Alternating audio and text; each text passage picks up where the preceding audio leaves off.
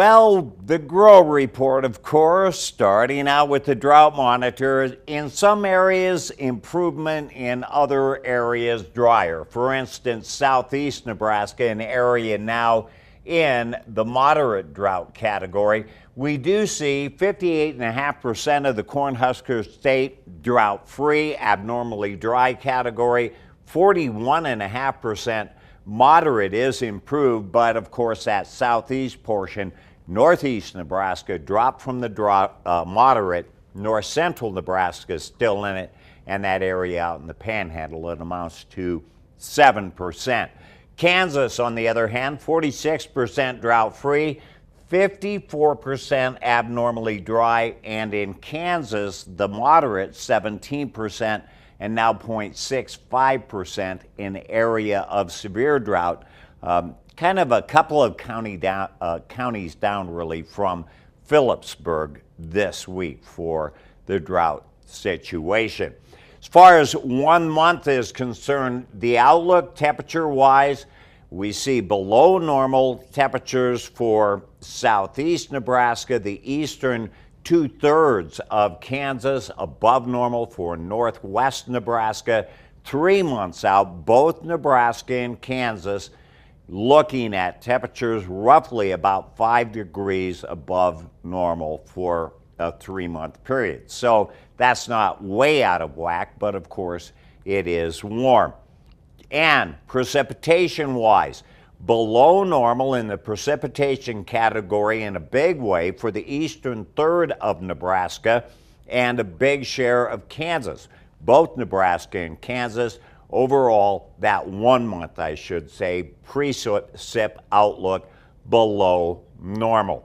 And then as we look at 3 months out, a better situation because we have equal chances, or in other words, normal precipitation for the 3-month period for all of Nebraska and most of Kansas, except the very south-central, southeast portion of the state. What about the week ahead? We expect those highs to be on the warm side. Storm and rain chances continuing, especially in the morning time tomorrow. Very good. A cool day, highs in the upper 70s, and then we warm up into the 80s. The very first day of fall, beginning at around the 3 o'clock hour in the afternoon, we expect highs right about average, 78.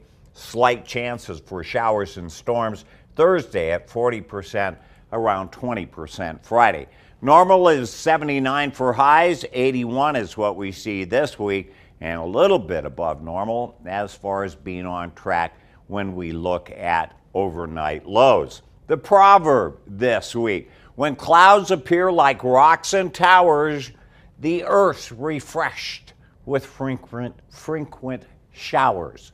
There's a storm outside my barn, and you can check out some of my stuff on my Facebook page. That is your Grow Report for this week. Join us again next week as we watch things grow. Well, one of the things producers are starting to think about is the next farm bill. It's something we talked about. The last one seems like for a long time, but we're living with it now and going to be through the next, I guess, through the 2018 growing season. Brad Lubin is with the university, and he probably knows the farm bill about as anybody in this state does. What are kind of your thoughts as we look at that into the 2018 growing season? Well, if we think about how this farm bill has performed since 2014 and now through 2018, it's provided substantial support to producers when we fell from market highs. But most of the producers enrolled in what's called the ARC program, Agricultural Risk Coverage, which is either PLC or ARC, and most went with the ARC program. And with the high prices we had coming into the bill, most chose the ARC program for good reason. But it's a moving average, and that moving average started high, but that moving average has gradually fallen downhill. So payments are coming down, and particularly on the next 2 years, the crop that's in the field now and next year's crop, the expected support from the current farm program is going to get pretty small.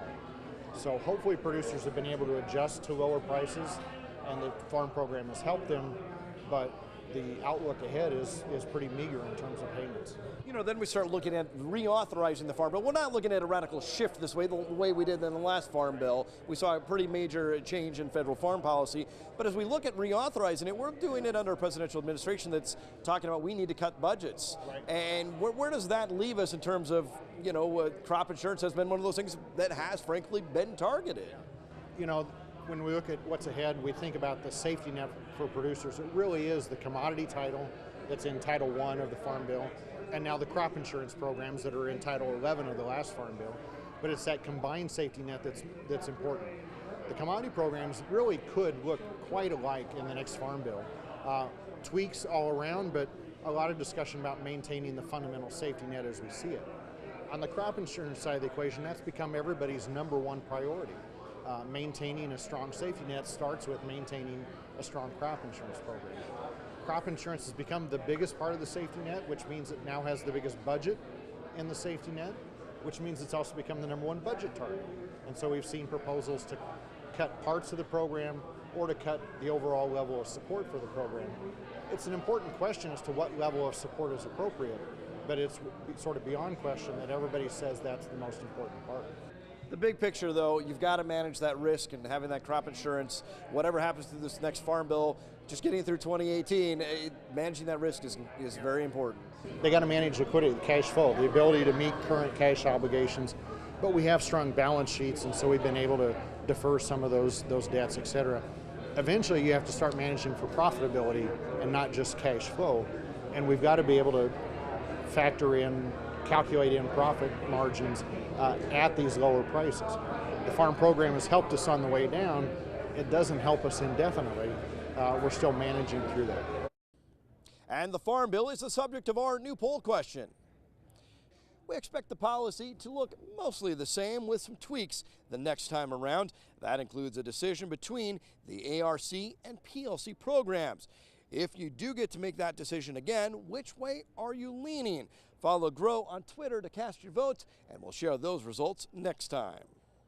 No GPS, no yield monitor, but a combine from the early days of Husker Harvest Days still getting the job done. That story next.